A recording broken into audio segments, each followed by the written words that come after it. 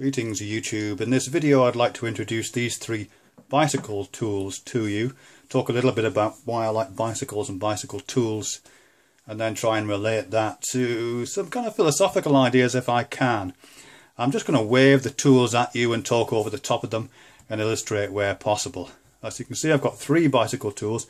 I also have a bunch of other multi-tools which are for more general use, but the ones I actually prefer are tools that aren't for general use but are for specific tasks associated with specific pieces of technology, in this case bicycles. This first one I want to show you, I'll show you, comes apart like this. This was given to me by YouTube user Laura Layla. It's a very beautifully designed piece of kit, as you can see. Lots of tools there, flathead screwdriver, crosshead screwdriver, Allen keys, a particular socket for one of the more common nuts on a bicycle, and then the other part, a range of spanners, beautifully organised spanners, and more Allen keys. These particular spanners have got this nice feature where this is a locking mechanism at the back, so when they come out they lock in place, so you've got a bit more torque. It's a nicely designed tool, fits in the hand well. These parts here and here fit kind of against the heel of your hand here quite nicely, or you can put your thumb against them quite nicely. So you can get lots of grip on there. They're quite comfortable to use. So that's the first one. To put this away I have to open these out again and then depress the clip, and that'll release it back. And as I say, these two join together into a single unit. I won't do that now because that just takes a moment. Very nice piece of kit. The other two are ones I've had for some time. This is one that my kids bought me, made by a company called Crank Brothers, which is a good make. Usual range of stuff. The Allen keys on one side, various crosshead and flathead screwdrivers at the other, and on the opposite side, as you can see, a rudimentary chain tool, which I don't use because I carry a proper chain tool when I ride my bike. And this thing here functions as a spanner. This whole thing swings out like that, so it does function kind of as a spanner or as a chain tool. It's well made, it's strong construction, the quality of metal is good. It's not as good in the hand, this bit's awkward to use.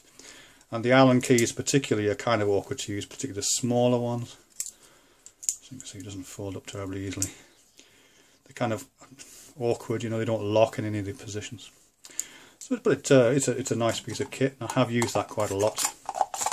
It's got a nice case for it. And then finally this one, which is made by a company called Veta, which I think is a French company, I'm not sure. Which again I've had for some time, it's quite a nice one. As you can see, a little clip here at the top. Pull that up, it twists and comes off, like that. And inside here you've got a range of tools. I lost one, so I had to replace it. These are held in there magnetically, so I can't lose them. If I take one of those tools out and then replace the cap on there, as you can see there's an end thing here at the moment. It's got a blanking stud in it, but if I press the button here, that bit comes out. I can take the blanking stud out and put one of my tools in like this, and again it's magnetic, so it's held in there magnetically, and I'm ready to use it. And again I've got a really good grip on the hand here, and what's nice about this one is it's got a hinge there, so I can really put some torque on that with that one. It's very strong indeed. That's a nice made piece of kit. Put this bit away. If I push that and drop that back down again, put the blanking stud back in again, and then I put that tool back. And then I'll just show you this bit here. As you can see, there's a catch here and a hinge at the opposite side. If I flip open this catch, it's got more tools inside. So it's got a range of spanners, and also a bottle opener, essential for cyclists of course, have a bottle opener on this side, and more spanners and a tyre lever on the other side. And with each of these, if I need to use one of them, I can open it up to full, clamp the catch back down again. It locks very solid indeed. So again, I've got some good torque on that, some good grip. Nicely made piece of kit. As you probably noticed when I opened it up as well, there's this thing in the middle which is another chain tool. Now again, I've never used this chain tool, never would. It's actually slightly cracked anyway. It just seems a bit too flimsy for a mountain bike chain. And as I say, I carry a different kind of chain tool. But it's there, it's nice feature. If you're stuck, I guess you could use it. And it all sits in this really nice package, like that. See? So those are my 3 bicycle tools, which I really like. I do have others, as I say, general purpose ones. But these I really like. And what I really like about bicycle tools and special purpose tools, special purpose multi-tools, what I really like about them is the fact that for me, they act as kind of perfect transitional objects between that machine, which is a bicycle, and this other machine, which is a human body, my body in this case. When I say body, I'm not. When I describe a body as a machine, I'm not trying to be reductive there or evacuate body of any other kinds of significance. But it does function in a physical way, and that's fantastic, in my opinion. So these devices, they do mediate between one machine and another, ideally in a really optimal way. You know, because the tools on these little objects here, the tools that they're offering, have to be set up in such a way that they perfectly marry with the machine that is a bicycle. You know what I mean? They have to, it has to service as many of the needs as possible of that bike. So there's something of there's almost like a trace of the bicycle in the machine in the multi-tool, it seems to me.